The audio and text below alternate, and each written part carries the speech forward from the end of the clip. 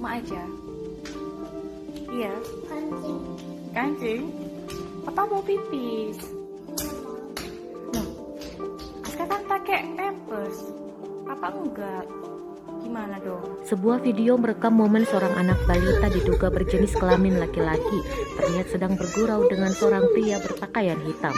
Dari momen percakapan yang terjadi di antara keduanya, mereka sepertinya seorang anak dan ayah.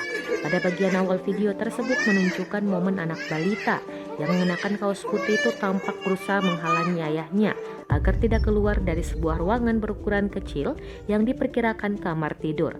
Seraya memegang handle pintu ruangan tersebut, beberapa kali sang anak bertubuh mungil mendorong ayahnya. Di penghujung video tersebut, sang anak terlibat percakapan dengan orang lain yang merekam momen tersebut.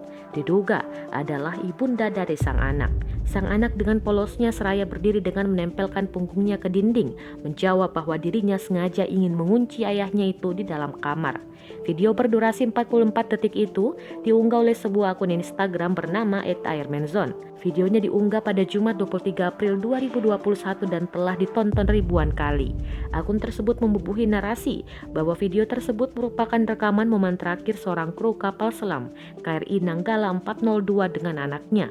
Pria berpakaian lengan panjang warna hitam itu merupakan Letu Laut Imam Adi dan anaknya berjenis kelamin laki-laki berinisial A. Informasinya, Letu Laut Imam Adi bertugas sebagai kadif pit dalam pelayaran kapal selam yang dijuluki Monster Laut yang hilang kontak di perairan Bali sejak Rabu 21 April 2021 lalu. Saat ayahnya akan bertugas di KRI Nanggala 402 beberapa hari lalu, A memaksa dan menahan sang ayah untuk tidak bekerja. A bahkan mengunci sang ayah di dalam kamar. Berdasarkan postingan akun kedua IG tersebut, video tersebut diperoleh dari akun IG bernama @laras_putri_m yang diduga merupakan istri dari Letu Laut Imam Adi yang mengaku meminta maaf kepada anaknya A yang tidak bisa menghalangi Letu Laut Imam Adi untuk pergi dalam tugas pelayaran kapal selam dengan mengunci di dalam kamar tersebut.